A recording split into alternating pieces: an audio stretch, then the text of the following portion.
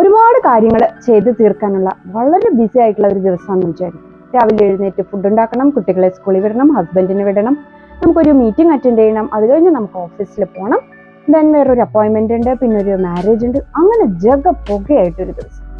ആലോചിക്കുമ്പോൾ തന്നെ നമുക്കൊരു ബുദ്ധിമുട്ടുണ്ടെങ്കിലും നമ്മൾ കൃത്യമായിട്ട് പ്ലാൻ ചെയ്ത് ഓരോന്നോരോന്നായിട്ട് തീർക്കും അല്ലേ? പ്രത്യേകിച്ചൊന്നും നമ്മൾ ബാക്കി വെക്കില്ല. അപ്പോൾ ആ ദിവസം അവസാനിക്കുമ്പോൾ നമുക്കൊരു സമാധാനം തോന്നും. ഞാൻ എന്തൊക്കെയോ കാര്യങ്ങൾ ചെയ്തു. നമുക്ക് നമ്മളോട് തന്നെ ഒരു റെസ്പെക്റ്റ്, ഒരു സെൽഫ് ലവ്, ഒരു സാറ്റിസ്ഫാക്ഷൻ ഇതൊക്കെ തോന്നും.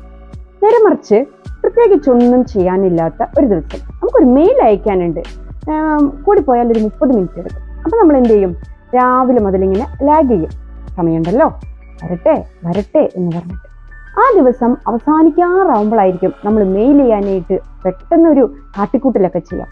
ഒരു പക്ഷേ ആ സമയത്ത് നെറ്റ് ഇഷ്യൂ വരാം, പെട്ടെന്ന് ആരെങ്കിലും നമ്മുടെ വീട്ടിലേക്ക് കയറി വരാം, അതല്ലെങ്കിൽ നമുക്ക് എന്തെങ്കിലും അത്യാവശ്യം കൊണ്ട് പുറത്തു പോകേണ്ടി വരാം. അതത്ര വൃത്തിയായിട്ട് ചെയ്ത് തീർക്കാനായിട്ട് പറ്റി എന്ന് വരില്ല.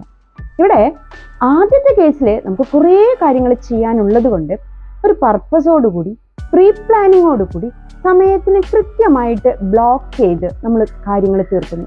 രണ്ടാമത്തെ ദിവസം നമ്മൾ വളരെ ലാഘവത്തോടു കൂടി സമയമുണ്ടല്ലോ പിന്നീടാവാം എന്ന രീതിയിൽ നീങ്ങുന്നു. ഇത് നമ്മൾ മാത്രമല്ല, കുട്ടികളും ഇങ്ങനെ ചെയ്യാറുണ്ട്. കുറച്ച് പാഠഭാഗങ്ങൾ എടുക്കുമ്പോൾ പിന്നെ പഠിക്കാം, പരീക്ഷ ആവട്ടെ എന്ന് വിചാരിക്കും. ഒരുമിച്ച് കൂട്ടിയിട്ട് പഠിക്കാനായിട്ടിരിക്കുമ്പോൾ കിട്ടാതെ വരെയും അങ്ങനെ അസുഖങ്ങളാവുകയും പരീക്ഷ എഴുതാൻ പറ്റാതെ വരെയൊക്കെ വരുന്ന ചില കേസുകളുണ്ട്. അപ്പോൾ എപ്പോഴും ലൈഫിലൊരു പർപ്പസ് ഉണ്ടായിരിക്കാം, ഒരു ഗോളോടുകൂടി മുന്നോട്ട് നീങ്ങുക.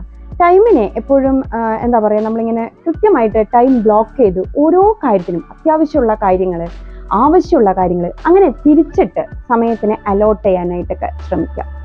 അങ്ങനെ ഒരു ദിവസം കിടന്നുറങ്ങുമ്പോൾ നമുക്കൊരു സാറ്റിസ്ഫാക്ഷൻ തോന്നണം, നമുക്ക് നമ്മളോട് തന്നെ ഒരു ഇഷ്ടവും സന്തോഷമൊക്കെ തോന്നണം.